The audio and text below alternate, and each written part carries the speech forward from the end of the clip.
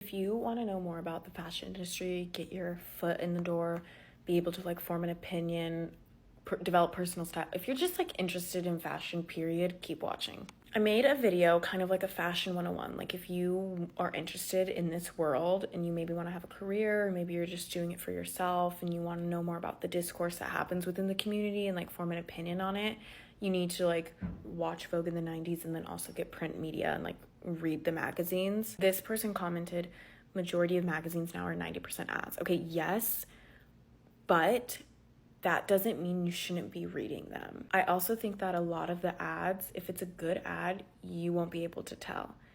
If it's a bad ad, you're like, ugh, why am I looking at another? I also think that like just because there's ads in it, I don't think that you need to not read it. If you think of Vogue, Vogue has so many ads in the magazine. It's arguably like the most famous magazine. Everybody knows what Vogue is. Everybody knows. There are the most influential people that are going to be published in that magazine. This is Interview Magazine, not Vogue, but this is a really good magazine. Anyways, we'll talk about that later. Anyways, Vogue magazine is going to have the best editors, the best photographers, the best makeup artists, the best stylists, the best models, the best fashion editors, the best of the best, because Vogue has established itself as like one of the main fashion magazines in the industry and in the world. So you're reading and you're seeing incredibly important people in the industry being published in those major magazines. Bazaar, GQ, Vogue, V Magazine, those major magazines that have been around for a while. You're going to see major people working for those magazines. People that if you're in the industry and you want to know more about this stuff, you need to know who those people are. So like, don't discredit them. They're the way they are for a reason. They're incredibly informative, and there's a lot of good things in those magazines, especially about creative directors, designers, up and coming designers. Like it's important. However, I will say, if you're looking for a magazine that is equally as influential, but maybe doesn't have as many poorly done ads, this is one of them.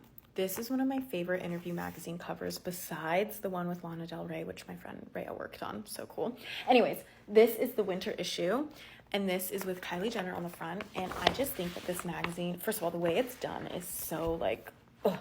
But look it, I just opened the page. This is an ad for Balenciaga.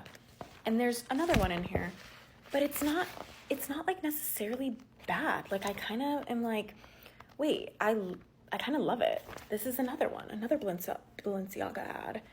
I don't necessarily think it's like a bad ad. You know, there's a difference between a good ad and a bad ad. But this styling,